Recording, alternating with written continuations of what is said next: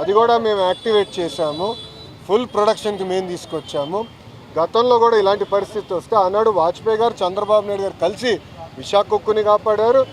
ఈరోజు మోడీ గారు చంద్రబాబు నాయుడు గారు కలిసి మళ్ళీ విశాఖ ఉక్కుని కాపాడుతున్నారు. సో అపోహలు ఏం అవసరం లేదు. విశాఖ ఉక్కుని ప్రైవేటీకరణ జరగదు, జరగనీయం. కానీ విశాఖ ఉక్కు ప్రాఫిట్లో నడవాలని మేము అందరం కోరుకుంటున్నాం. ఎందుకంటే పదే పదే బెయిల్అవుట్లు ఇస్తాం కరెక్ట్ కాదు. ప్రాఫిట్లో నడవాలి, దానికి అందరూ సహకరించాలి. విశాఖ ఉక్కుకి సంబంధించిన భూమి 1 ఎకరం కాదు కదా, 1 గజం ఏ ఒరిజినల్ ఇంటెన్షన్కి ఇచ్చారో దానికే వాడతాం తప్ప వేరే దానికి డైవర్ట్ చేయాలన్న ఆలోచన ఎన్డీఏ ప్రభుత్వానికి లేదు. సిపిఎం సోదరులకి స్క్రిప్ట్ ఎక్కడి నుంచి వచ్చిందో వాళ్ళే దానికి సమాధానం చెప్తే బాగుంటుంది.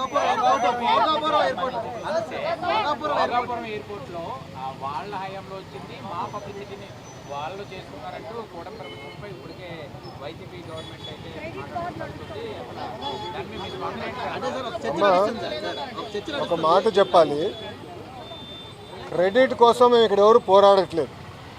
పని చేసేదానికి, ప్రజలకి పెద్ద ఎత్తున ఉద్యోగాలు ఉపాధి కల్పించడానికి మేము అహర్నిశలు కష్టపడుతున్నాము. దయచేసి అది గుర్తుపెట్టుకోండి. ఇదే జగన్మోహన్ రెడ్డి గారు ఆనాడు ఏం చెప్పారు? ఎర్ర బస్సు రాని ఊరికి ఎయిర్పోర్ట్ అవసరమా అని చెప్పారా లేదా? వీడియో మీరు చూసారా లేదా? మళ్ళీ ఇప్పుడు ఆయన వచ్చి ఎన్ని మాటలు మాడితే ఎంతవరకు న్యాయం? నంబర్ 1. నంబర్ 2, ఆనాడు జిఎంఆర్కి సుమారుగా 2600 ఎకరాలు కూటమి ప్రభుత్వం అందజేసింది. నన్ను అడిగితే అది ఇంకా తక్కువ. ఒక హైదరాబాద్ ఎయిర్పోర్ట్కి 5000 ఎకరాలు ఇచ్చాం. ఆనాడు ఇదే పెద్ద మనుషులు ఏమన్నారంటే హైదరాబాద్ ఎయిర్పోర్ట్కి 5000 ఎకరాలు అవసరమా, ఎయిర్పోర్ట్కి 5000 ఎకరాలు అవసరమా? ఈరోజు మీరు హైదరాబాద్ ఎయిర్పోర్ట్ చూడండి, అదే సమయంలో బెంగళూరు ఎయిర్పోర్ట్ చూడండి. ఈరోజు బెంగళూరు సిటీ 2వ ఎయిర్పోర్ట్ కోసం ఎతుకుతున్నారు.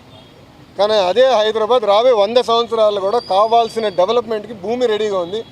ఇదే టెర్మినల్ ఇంకొక మిర్రర్ కాపీ అటు పక్కన చేయొచ్చు. సో అలా ముందు చూపుతో ఒక విజన్తో చంద్రబాబు నాయుడు గారు ఆనాడు చేశారు. జగన్మోహన్ రెడ్డి గారు అధికారంలోకి వచ్చిన తర్వాత జిఎంఆర్కి ఇచ్చిన భూమి కూడా వెనక్కి తీసుకున్నాడు.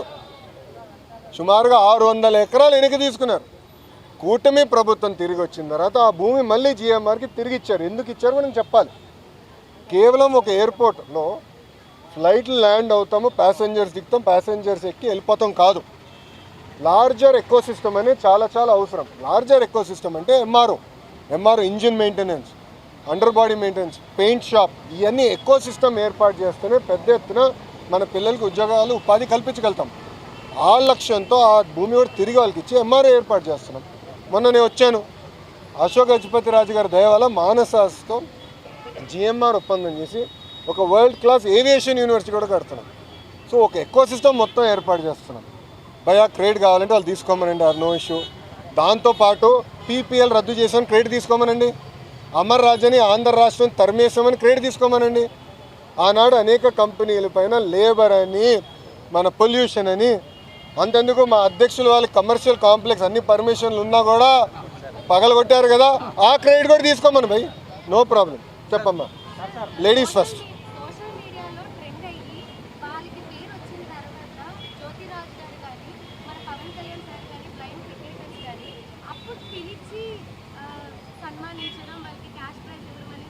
అవునమ్మా.